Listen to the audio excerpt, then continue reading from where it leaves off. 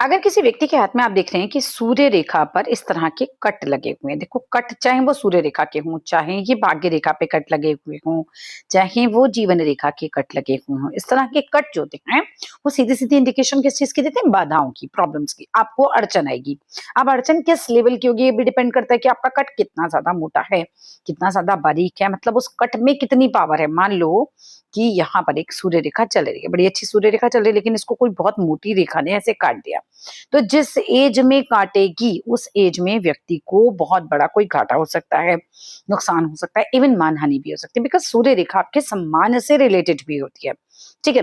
वहीं अगर हम बात करते हैं भाग्य रेखा पे अगर आपने देखा कि भई मल्टीपल कट लगे हुए, तो आप ये बता सकते हो बिल्कुल व्यक्ति को कि आपको जीवन में बहुत ज़्यादा बार अड़चन आएगी, कोई भी काम एक बार में नहीं होता है।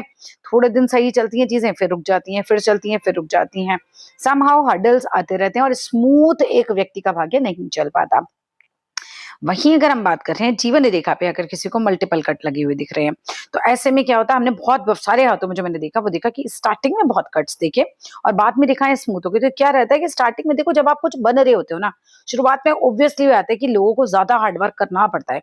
फिर एक एज आ जाती है कि 40-45 के बाद आदमी लगभग सेटल हो जाता है जो उसे करना है, फिर वो एक सरसता आ जाती है। इसीलिए मैक्सिमम हाथों में जो कट मैं देखती हूँ वो देखती हूँ शुरुआत में, ऐसा नहीं कि बाद में नहीं आते, पर ज्यादा हाथों में जो मेरा ऑब्जर्वेशन रहा वो ये रहा कि शुरुआती दौर में ज्यादा कट नजर आए। अब शुरुआती दौर में होता ही है, लोग बहुत कंफ्यूज भी होते हैं, स्ट्रगल भी ज्यादा होता है, 40-45 तक लोगों का स्ट्रगल बहुत ज्यादा ही होता है। लेकिन मतलब थोड़े ये होता है ना, शादी हो रही है, नौकरी लग रही है, बच्चे हो रहे हैं, फिर उसके बाद एक सरसता आ जाती है कि ठीक है चलो अब लाइफ जैसी चल रही है बिल्कुल फिर वैसी ही चलती रहती है।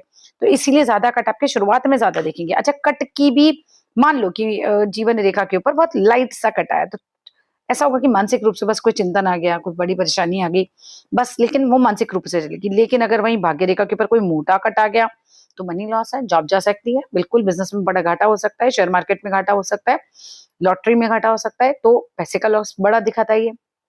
इवन मैंने ये तो साइन जब देखा और बहुत ज़्यादा ऑब्जर्वेशन के साथ देखा तो ये समझ में आया कि जब लोगों के घर में कोई बड़ी बीमारी आई तो भी भाग्य रेखा पे बड़ा कट आया।